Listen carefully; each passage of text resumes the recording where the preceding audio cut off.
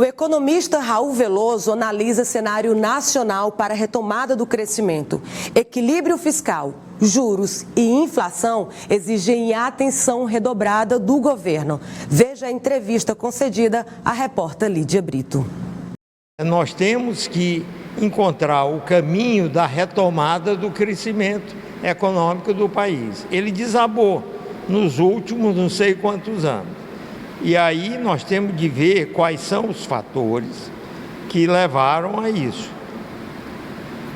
O que eu vou discutir é minha tese de que no centro desse problema está a desabada dos investimentos em infraestrutura. E por trás da desabada dos investimentos em infraestrutura estão os desequilíbrios previdenciários no setor público. Ou seja, o crescimento dos gastos com benefícios previdenciários nos regimes próprios do setor público brasileiro. Cresce um, diminui o outro. E como é que a reforma da Previdência a longo prazo pode ter um impacto aí nessa questão dos investimentos? Pois é, ela pode ter até a curto prazo, porque a reforma muda regras que gerem a Previdência e ao mudar essas regras, ela muda no sentido de diminuir os gastos da Previdência.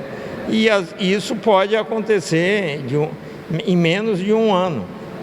Um exemplo que vale a pena mencionar é o do estado do Piauí, onde nós estamos, porque aqui foi feita talvez a reforma mais cuidadosa, mais acentuada das regras previdenciárias para o setor público.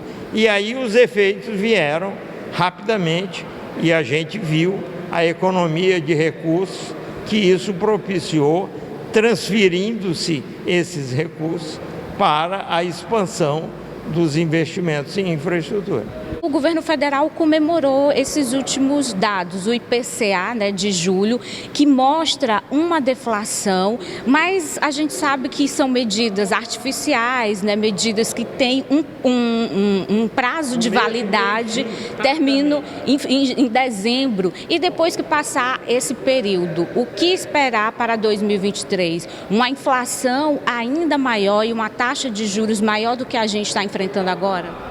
Eu não posso falar que o país vai subir ainda mais a taxa de juros para combater a inflação. Por quê? Porque eu não acredito nisso como solução.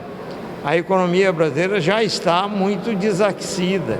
Então, desaquecê-la ainda mais, mediante o aumento da taxa de juros, me parece improdutivo e parece muito ruim para as pessoas, porque aí o desemprego aumenta.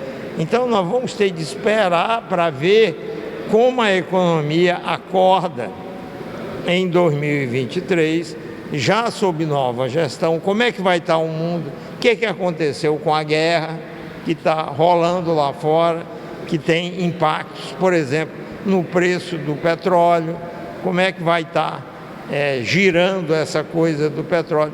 Tudo isso nós vamos ter de levar em conta no momento certo e ver qual é o melhor tipo de medida para lidar com o problema.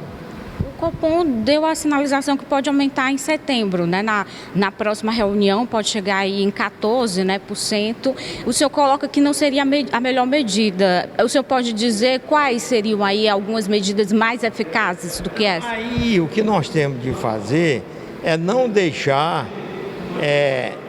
o país entrar num processo de querer desacelerar a economia por meio da desaceleração, seja por que caminho for, obter esse tipo de resultado. Nós vamos ter de olhar os itens dos índices que mais estarão pressionando e, conforme esse item, a solução vai mudar. O senhor é um dos maiores críticos dessa política de tetos de gastos. Ultimamente, o ministro Paulo Guedes fala sobre a possibilidade de flexibilização, fala até sobre a possibilidade de criar uma meta. Ele acordou. Ele fala nessa possibilidade da meta da dívida. O senhor acredita que, para a realidade do Brasil, é uma medida viável?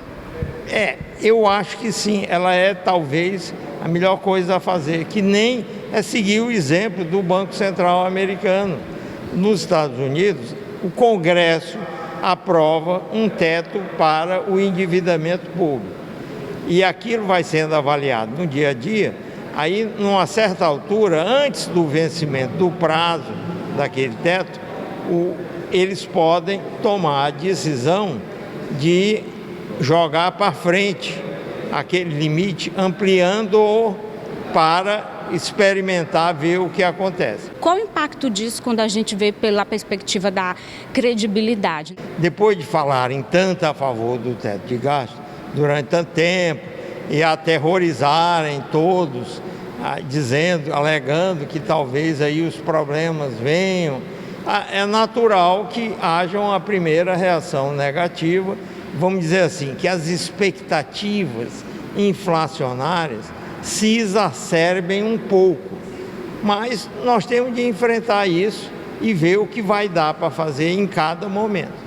Professor, e com relação a essa questão da dívida pública, né? Qual seria aí o caminho para o país? Seria um caminho de ajustar os gastos ou um caminho no sentido das receitas, de aumentar a carga tributária ou mesmo aí o caminho de deixar a inflação como está? Qual seria o caminho que o senhor apontaria? Não, a dívida, a gente precisa ter muito cuidado quando for tratar disso, porque há um exagero muito grande no Brasil em relação aos limites do endividamento público.